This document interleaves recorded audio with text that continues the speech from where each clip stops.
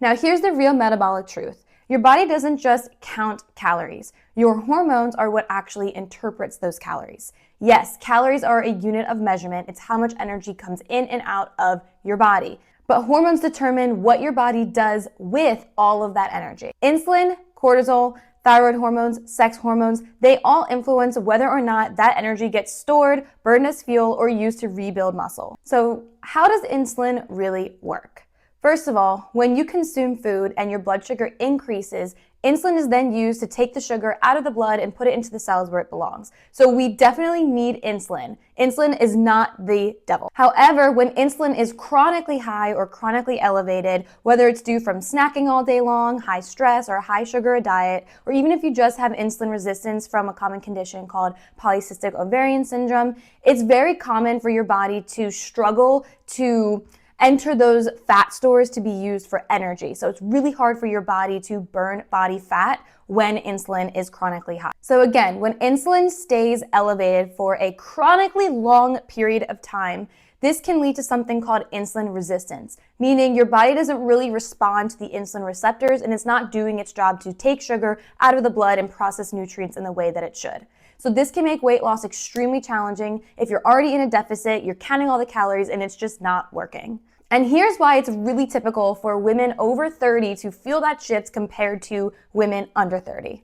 After 30, your body starts to fluctuate more in its estrogen and progesterone levels. This natural change in your body's physiology, especially coupled with lack of sleep, maybe you have young kids running around, maybe you're in almost the height of your career, stress, you have aging parents. There's a bunch of things that are happening at once in your 30s that can cause you to have some sort of insulin-resistant symptoms. So this can make fat loss feel much more challenging than it should be or that it was in your 20s. So it's not just age that's at play here. Your hormones are shifting and your body is adapting. But the good news is insulin resistance is reversible and you can do so with food and stress management.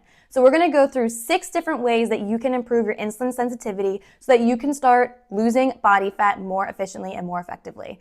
You're also probably going to feel better with your hormones and your menstrual cycle. Before we get into all of the things that you can do to start improving your insulin resistance, first I wanted to cover what symptoms you might be experiencing to indicate whether or not you have insulin resistance. If you have stubborn belly fat that just won't seem to budge, intense sugar or carb cravings, especially in the afternoon, you have energy crashes after your meals, you have brain fog, irregular or missing periods, acne, especially around your jawline, difficulty building muscle despite training, and you're always hungry and never satisfied, these are some signs that you could be suffering from insulin resistance.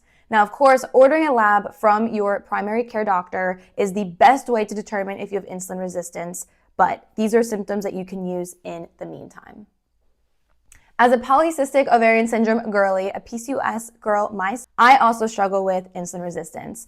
I have acne along my jawline, irregular cycles, and my body just doesn't feel right all of the time. I know exactly how it feels to be going through all these things, and it's extremely isolating. But these are things that you can do to help reverse your insulin resistance, and they've also helped me reverse mine. First things first is getting your morning routine right. Your cortisol and insulin are naturally at its highest in the morning when you wake up due to the circadian rhythm. What you do in that first hour or so can really set the tone for the rest of the day. So first things first, we want to get 10 to 15 minutes of natural light within the first hour of being awake. We also want to drink at least 8 ounces of water as soon as you wake up, preferably before you have some sort of caffeinated beverage. And then I would also recommend eating within the first 90 minutes or so of waking up. These habits can regulate cortisol and your insulin production and make sure you start the day off with a well-balanced blood sugar level so that you're not riding those crazy highs and lows throughout the day. Secondly is eating protein before you have the other foods on your plate. So I would recommend aiming between 25 to 35 grams of protein for every single meal, although this can fluctuate depending on the person and what your overall daily goals are.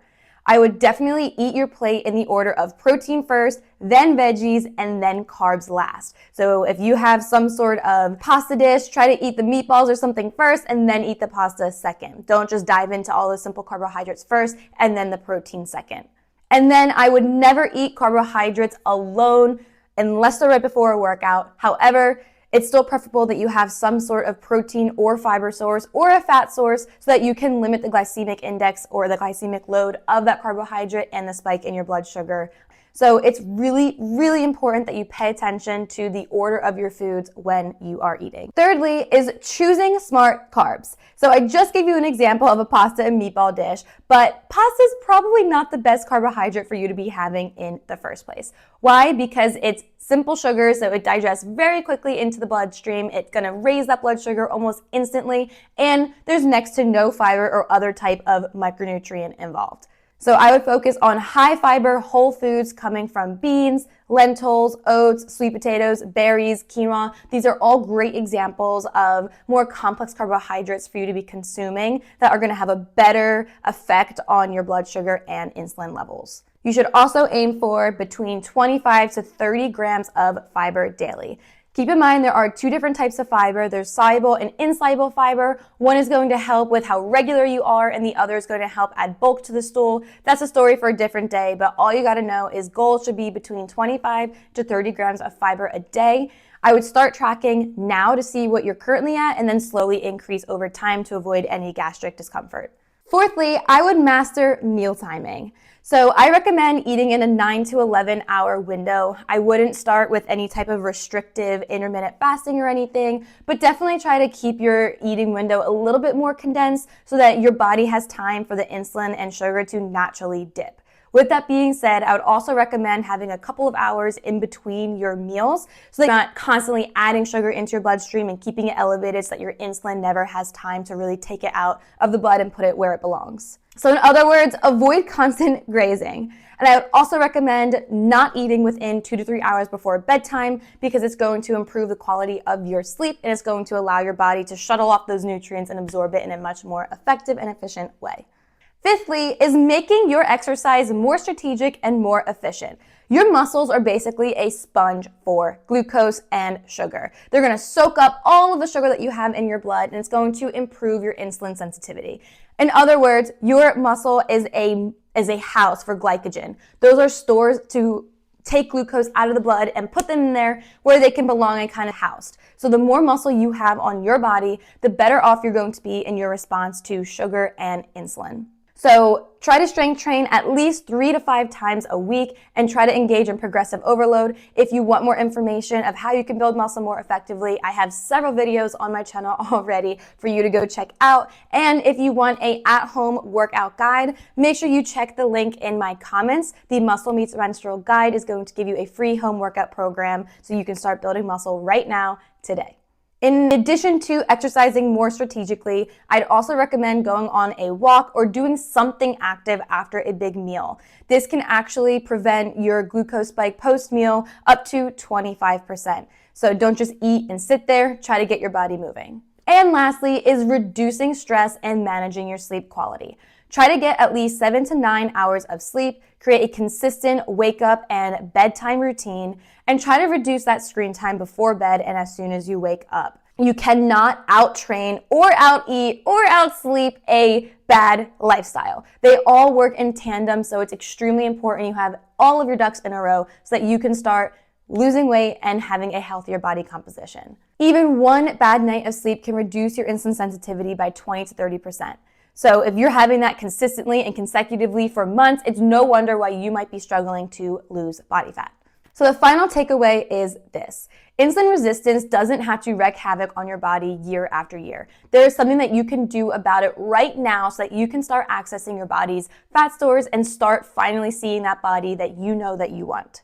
When you rebuild and restructure your meals, your timing, your exercise routine, all of this is definitely within reach. You don't need restriction, you just need a rhythm, you need strategy, and you need support. So if you like videos like this, make sure you hit that subscribe button and I will see you next time.